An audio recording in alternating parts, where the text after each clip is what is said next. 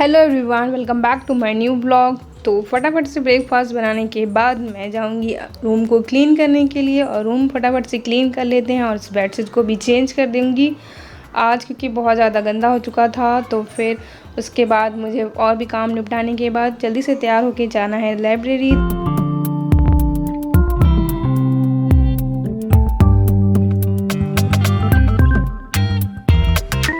तो मैं हो गई हूँ रेडी लाइब्रेरी जाने के लिए। तो सबसे पहले मैं अपने मोबाइल का टाइमर ऑन कर दूँगी और उसको स्टार्ट कर दूँगी और उसको छोड़ के यहीं चली जाऊँगी। उसके बाद मैं चलती हूँ लाइब्रेरी और अभी बज चुके थे 10:08।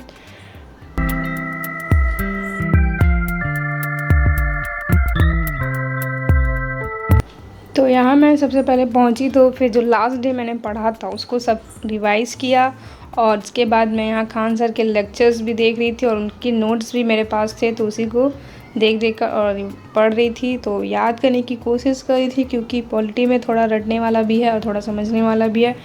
तो फिर आप लोग कैसे क्या करते हैं तो कमेंट में बताइएगा, और आप कौन कौन सी जॉब्स की या किस चीज़ की प्रिपरेशन कर रहे हैं उसको भी कमेंट में बताइएगा। तो उसके बाद मैं पहुँच गई थी घर। Bye. 2 hours later. तो लंच करने के बाद और कुछ घंटे रेस्ट को देने के बाद जो बचे हैं, यानी कि अभी हो गए हैं शाम के 5 बज गए होंगे, और तो फिर मैं अपना टाइमर ऑन करूँगी और बैठ जाऊँगी टाइपिंग करने के लिए। थोड़ी देर मैं टाइपिंग करूँगी, क्योंकि अगर डेली टाइपिंग नहीं करते तो स्पीड डिक्रीज़ हो जाती है। स्पीड को मेंटेन करने के लिए, बढ़ाने के लिए हमें डेली टाइपिंग करनी पड़ती है, चाहे थोड़ा ही क्यों ना ही करना हो।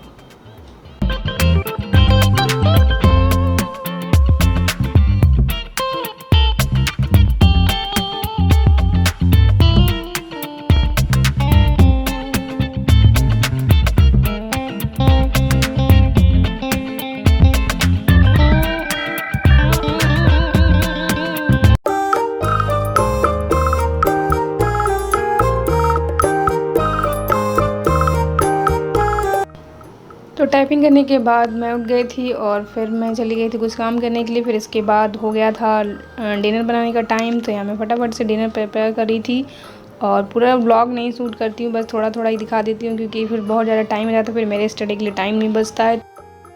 तो फिर डिनर वगैरह करने के बाद मैंने टाइम देखा तो अभी बज रहे थे 10। तो कम से कम 1-1.5 घंटे की स्टडी और हो सकती थी, तो इसीलिए मैंने अपना फिर से टाइमर स्टार्ट किया और मैं बैठ गई थी यहाँ पे अभी पढ़ने साइंस में पढ़ रही थी मैं जूलॉजी का चैप्टर्स वही, और बाकी मैंने पढ़ रखा, उसको रिवीजन कर रही थी। क्योंकि अगर किसी एग्ज़ाम को क्रैक करना है तो उस एग्ज़ाम को क्रैक करने से पहले हमारे अंदर 3 चीज़ें ज़रूर होनी चाहिए, जो कि एक सीखने की आदत।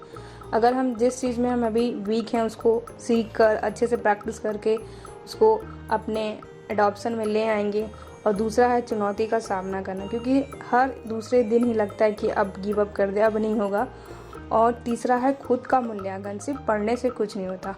टेस्ट दीजिए, मॉक टेस्ट दीजिए या फिर रिवाइज़ कीजिए, जो भी कीजिए अपने आप को चेक करते रहिए कि क्या वो सही डायरेक्शन में जा रहा है, क्या उसका आउटपुट अच्छा निकल रहा है भी है या नहीं। तो यही है 3 मंत्र भी बोल सकते हैं, 3 स्टेप भी। इसी के साथ आज के व्लॉग को भी यहीं एंड करूंगी, और वीडियो पसंद आया होगा थोड़ा सा भी तो लाइक कर दीजिएगा, नए हैं तो चैनल को सब्सक्राइब कर दीजिएगा। थैंक यू फॉर वॉचिंग, मिलते हैं नेक्स्ट वीडियो में।